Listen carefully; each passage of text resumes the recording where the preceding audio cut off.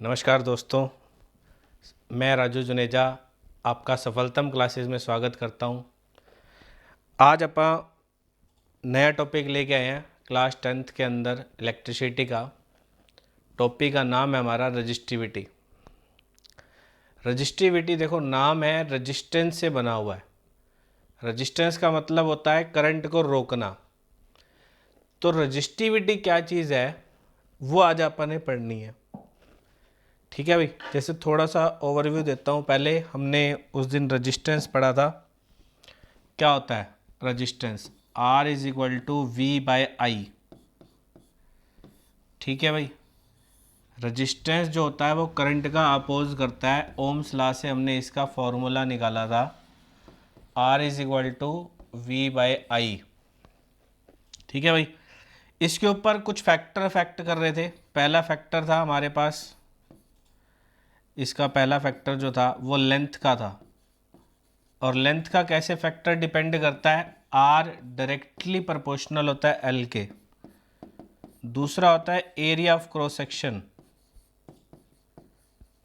Area of cross section, तो वो कैसे डिपेंड करता है? R इन्वर्सली प्रोपोर्शनल होता है A के। तीसरा फैक्टर होता है हमारा टेम्परेचर का। ठीक है भाई, अगर हम रजिस्टेंस इंक्रीज करेंगे या टेम्परेचर इंक्रीज करेंगे तो रजिस्टेंस भी क्या हो जाएगा? इंक्रीज हो जाएगा। और चौथा फैक्टर था हमारा नेचर ऑफ मटेरियल, है ना? किस टाइप के मटेरियल का हमारा रजिस्टर बना हुआ है। अगर अलॉय का रजिस्टेंस है तो उसका रजिस्टेंस हाई होगा। अगर मेटल का रजिस्टर है तो उसका रजिस्टेंस कम होएगा। ठीक है, क्योंकि वो अच्छा कंडक्टर है। अलॉय के अंदर क्या होता है, कुछ नॉन मेटल के कुछ पार्टिकल्स ऐड कर दिए जाते हैं तो वो अच्छा कंडक्टर नहीं रहता। तो आज अपन ने पढ़नी है रजिस्टिविटी। रजिस्टिविटी क्या होती है? ये एक प्रॉपर्टी होती है जो क्या डिस्क्राइब करती है कि एक मटेरियल कितना करंट को रोक सकता है।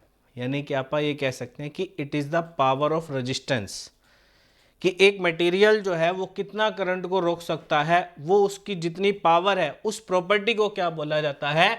रजिस्टिविटी बोला जाता है।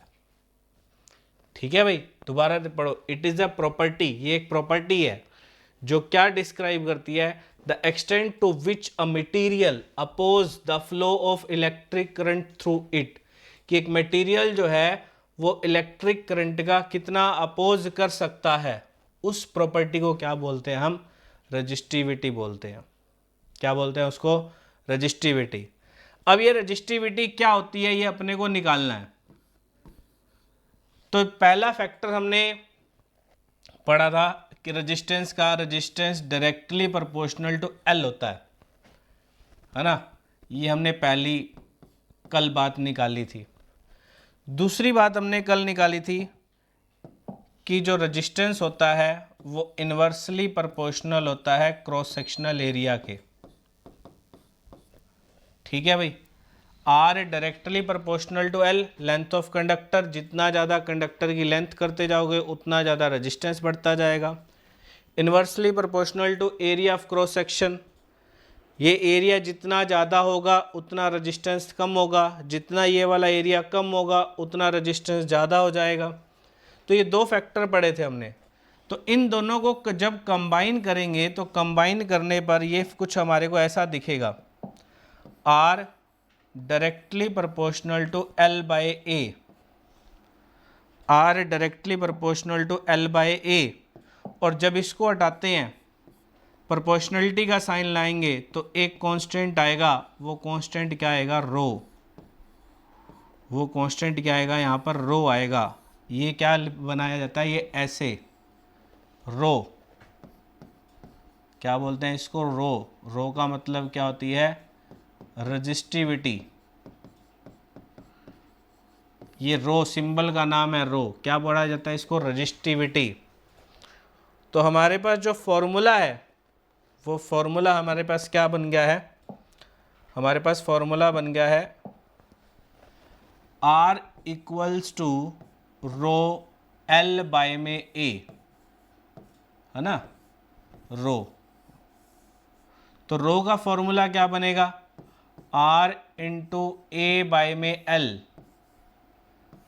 ये बन जाएगा हमारे पास फॉर्मूला। रो किसके बराबर होगा, R इंटू ए बाय में L। ये होती है रजिस्टिविटी, जो एक कांस्टेंट है। जैसे रेजिस्टेंस कांस्टेंट है ना, कि एक बार जो सर्किट के अंदर यूज़ कर लिया उसको हम बदल नहीं सकते, ऐसे ये उसकी पावर है। जब रेजिस्टेंस नहीं बदल सकते तो उसकी पावर को भी नहीं बदल सकते, और उसकी पावर को हम क्या बोलते हैं, रजिस्टिविटी बोलते हैं राजे, है ना। बहुत आसान कंसेप्ट है ये, रजिस्टिविटी बहुत आसान है। बस अब क्या करना है, आपने फॉर्मूले हैं, फॉर्मूले में थोड़ा सा इसके अंदर कैलकुलेशन लेंथ ही बन जाती है। कैलकुलेशन लेंथ ही क्यों बन जाती है, क्योंकि इसमें जो लेंथ है वो कभी किलोमीटर में दे देते हैं, ये वाला जो एरिया है इस एरिया का डायमीटर दे देंगे, डायमीटर दे देंगे तो वो मिलीमीटर में दे देंगे डायमीटर भी, ठीक है, या रेडियस देंगे तो वो मिलीमीटर में दे देंगे। उसको कन्वर्ट करना होगा मीटर के अंदर, एसआई यूनिट के अंदर कन्वर्ट करना पड़ेगा, ठीक है भाई। तो वहाँ थोड़ा सा टाइम लग जाता है, टाइम खर्च हो जाता है, वहाँ पर थोड़ा सा टाइम वहाँ फालतू लग जाएगा। बाकी कैलकुलेशन बिल्कुल आसान, मतलब थोड़ा सा टाइम खा सकती है, नहीं तो कंसेप्ट तो बिल्कुल आसान है। R is equal to R, rho is equal to R A by में L। तो इसकी जो SI यूनिट होती है रजिस्टिविटी की, वो SI यूनिट क्या बनती है, ओम मीटर बनती है, ओम मीटर। ओम मीटर, ये ओम का सिंबल हो गया, ये मीटर पीछे लास्ट में लगता है, तो ये इसकी रजिस्टिविटी की SI यूनिट होती है ओम मीटर, ठीक है। पावर ऑफ रेजिस्टेंस है, पावर ऑफ रेजिस्टेंस है। रेजिस्टेंस तो आप बदल सकते हो, कंडक्टर की लेंथ बढ़ा दो, एरिया बढ़ा दो, टेम्परेचर चेंज कर दो, नेचर ऑफ मटेरियल चेंज कर दो, रेजिस्टेंस बदल जाएगा। लेकिन जो रजिस्टिविटी है वो सिर्फ 2 फैक्टर से बदल सकती है। वो फैक्टर कौन कौन से हैं रजिस्टिविटी के, rho can be changed by 2 factors only, that is temperature और नेचर ऑफ मटेरियल। सिर्फ इन 2 फैक्टर से ही बदल सकती है रजिस्टिविटी, ना तो लेंथ से बदलेगी ना एरिया से बदलेगी। अगर आप किसी कंडक्टर की लेंथ को बढ़ा दो रेजिस्टेंस बदल जाएगा, लेकिन रजिस्टिविटी वही रहने वाली है, ठीक है भाई। किसी कंडक्टर का एरिया कम कर दो रेजिस्टेंस बदल जाएगा, या बढ़ा दो एरिया रेजिस्टेंस बदल जाएगा, लेकिन रजिस्टिविटी वही रहेगी।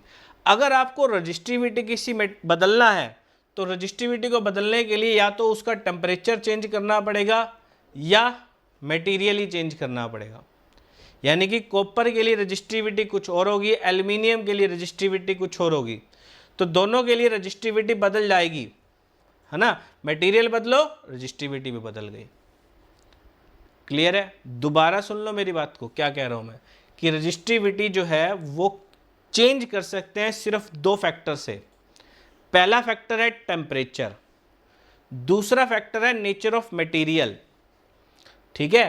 टेम्परेचर बदलो रेजिस्टेंस भी चेंज होगा, तो उसके साथ रजिस्टिविटी भी बदल जाएगी। नेचर ऑफ मटेरियल बदलो, मतलब कॉपर की जगह एल्युमिनियम ले आओ, या एल्युमिनियम की जगह कोई अलॉय ले आओ, निकोरम ले आओ, तो ये हमारे पास रजिस्टिविटी भी बदल जाएगी। तो रजिस्टिविटी बदलने के लिए 2 फैक्टर चेंज करने पड़ेंगे, ठीक है बेटा। एक तो होगा टेम्परेचर, एक होगा नेचर ऑफ मटेरियल। अब देखो इसके क्वेश्चनों की तरफ चलते हैं थोड़ा सा, वो थोड़े से क्वेश्चन आसान क्या है देखते हैं। पहला क्वेश्चन क्या है, a wire is 1 metre long, ये जो लेंथ है L, ये कितना दिया हुआ है, 1 मीटर दिया हुआ है। अब ये तो SI यूनिट के अंदर है, देखो राजे दिख रहा है ना, ये तो SI यूनिट के अंदर है। अब इसकी जो डायामीटर है, डायामीटर कितना है हमारे पास, देखो वही बात मैंने बताया ना, कैलकुलेशन थोड़ी सी बड़ी होती है, कंसेप्ट बिल्कुल आसान है, ठीक है बेटा। डायामीटर कितना दे रखा है, डायामीटर दे रखा है 0.2 मिलीमीटर है। अब डायामीटर कौन सा होता है, ये वाला, इसका ये वाला सर्कल का डायामीटर। रेडियस कितनी हो जाएगी, 0.1 मिलीमीटर। अब मिलीमीटर हो गई, मिलीमीटर को मीटर में कन्वर्ट करना पड़ेगा, तो 0.1 डिवाइड बाय 1000 कर दो, या 0.1 मल्टीप्लाई में 10 की पावर -3 मीटर कर दो, बन जाएगा। दोनों में से कुछ मर्जी कर दो, ठीक है भाई। ये आ गया रेडियस, और उसका रेजिस्टेंस दे रखा है अपने को कितना, 10 ओम दे रखा है रेजिस्टेंस। रेजिस्टेंस कितना दे रखा है, 10 ओम दे रखा है। Calculate the resistivity of its material, resistivity निकालनी है। तो रजिस्टिविटी निकालने का फॉर्मूला तो अपने को पता है ना, rho equals to R into A by में एल होता है। अब इसमें क्या क्या नहीं दे रखा, आर दे रखा है, एल दे रखा है, क्या रह गया, एरिया। अब एरिया कौन सा होता है राजे, क्रॉस सेक्शनल एरिया, ये वाला क्रॉस सेक्शनल। और ये क्या बनाता है, ये कौन सी शेप है, ध्यान से देखो, सर्कल है। तो सर्कल का एरिया आप सभी को पता है, सर्कल का एरिया कितना होता है, पाई आर स्क्वायर। कितना होता है सर्कल का एरिया, पाई आर स्क्वायर होता है हमारे पास, है ना।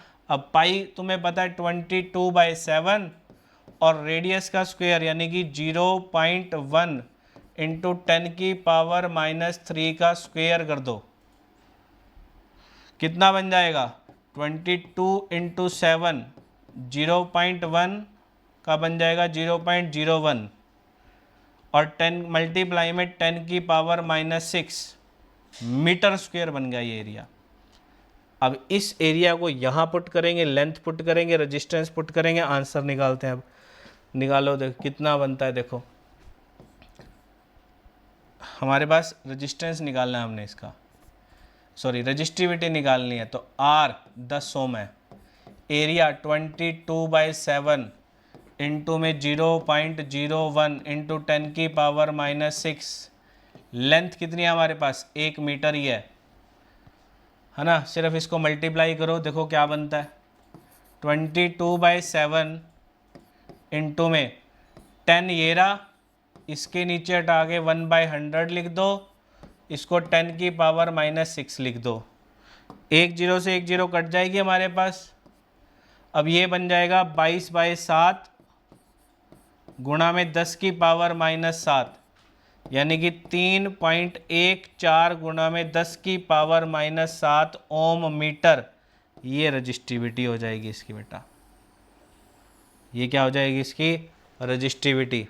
क्लियर है, 3.14 गुणा में 10 की पावर -7 ओम मीटर रजिस्टिविटी हो गई। आसान है ना, ऐसे ही क्वेश्चन हो जाएंगे बस अब आपके।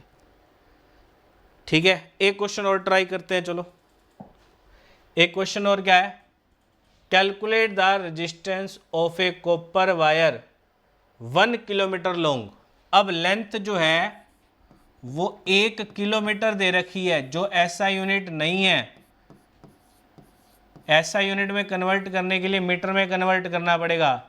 1 किलोमीटर 1000 मीटर के बराबर होता है, और इसका जो डायामीटर है वो 0.50 mm दे रखा है।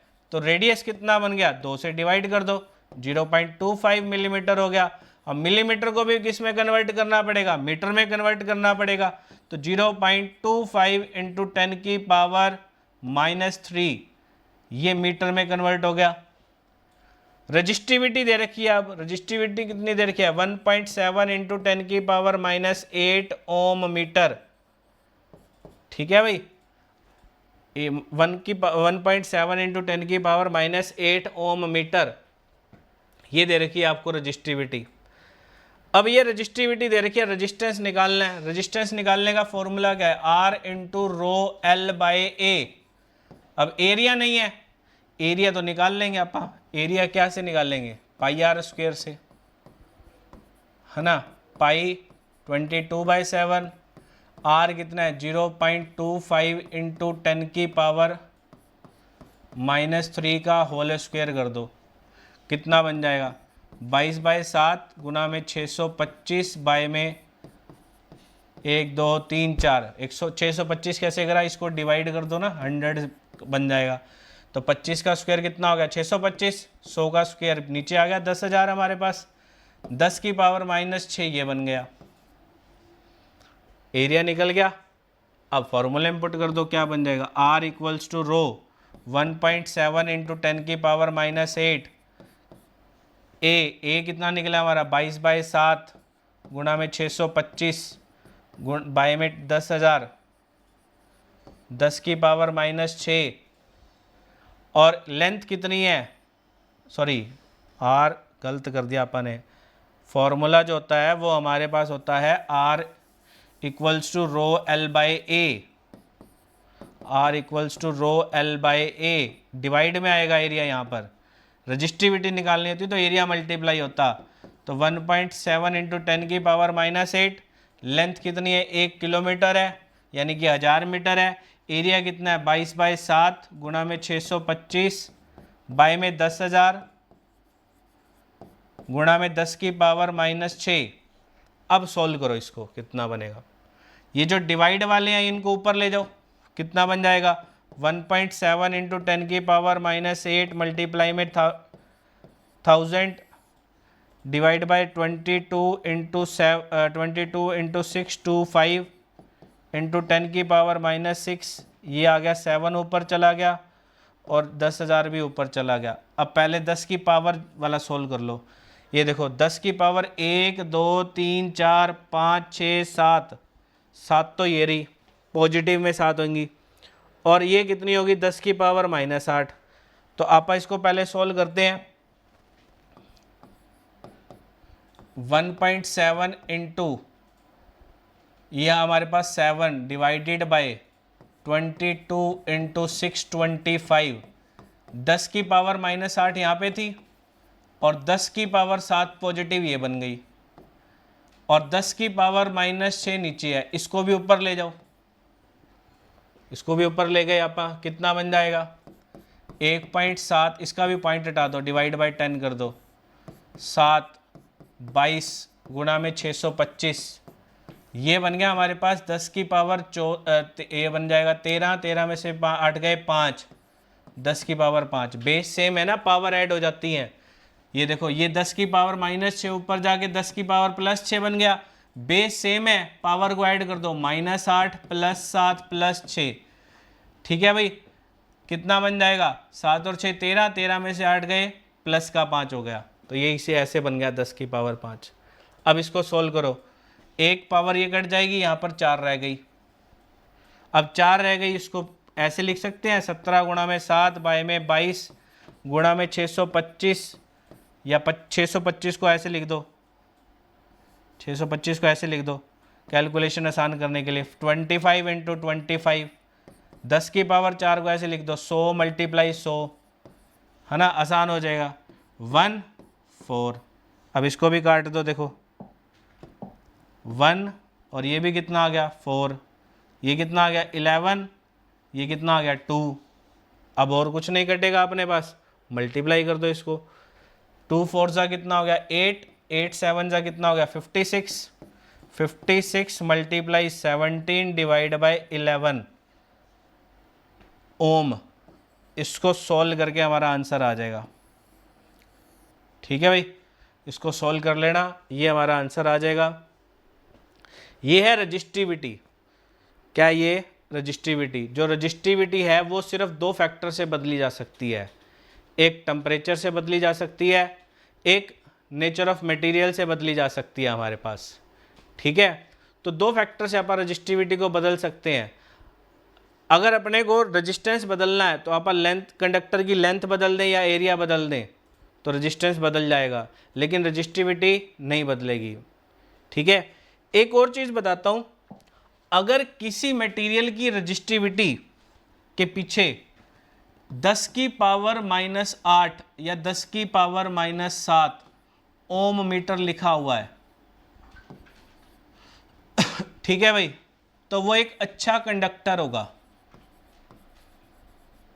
तो वो एक अच्छा कंडक्टर होगा राजे, ठीक है भाई, तो वो क्या होगा, अच्छा कंडक्टर होगा अगर 10 की पावर -7 और 10 की पावर -8 लिखा हुआ है।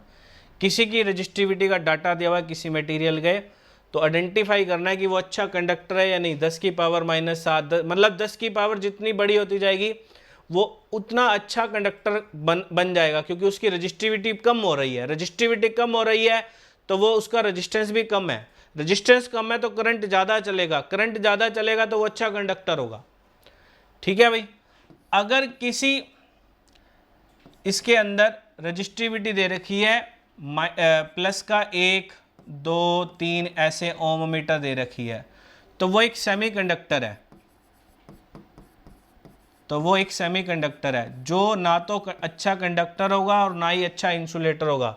सेमीकंडक्टर होते हैं सिलिकॉन हो गया, जर्मेनियम हो गया, ये सेमीकंडक्टर होते हैं। ठीक है इनको बोला जाता है सेमीकंडक्टर। अगर किसी की रजिस्टिविटी की डाटा के अंदर प्लस का 7 प्लस का 8 10 की पावर +7 10 की पावर +8 ओम मीटर या 10 की पावर 9 भी दे सकते हैं, ओम मीटर दे रखी है, तो वो एक इंसुलेटर मिलेगा आपको हमेशा। क्या मिलेगा? वो आपको हमेशा एक इंसुलेटर मिलेगा। ठीक है भाई। अच्छा कंडक्टर देखना है, अच्छा इंसुलेटर देखना है, तो ऐसे उसकी रजिस्टिविटी से आप पता लगा सकते हैं। ठीक है भाई। तो ये रजिस्टिविटी को कंसेप्ट जो था ये मैंने आपको एक पूरा बता दिया कि रजिस्टिविटी क्या होती है, पावर ऑफ रेजिस्टेंस होती है। रजिस्टिविटी को बदल सकते हैं आप। कैसे बदल सकते हैं? या तो उसका टेम्परेचर बदल दें या मटेरियल बदल दें। ठीक है। तो कल जो आप पढ़ेंगे, कल की क्लास में आप इससे अगला टॉपिक लेके आते हैं। इसको आप अच्छे से करो, इसके न्यूमेरिकल और जितने हैं ट्राई करो। ठीक है। Thank you. Have a nice day.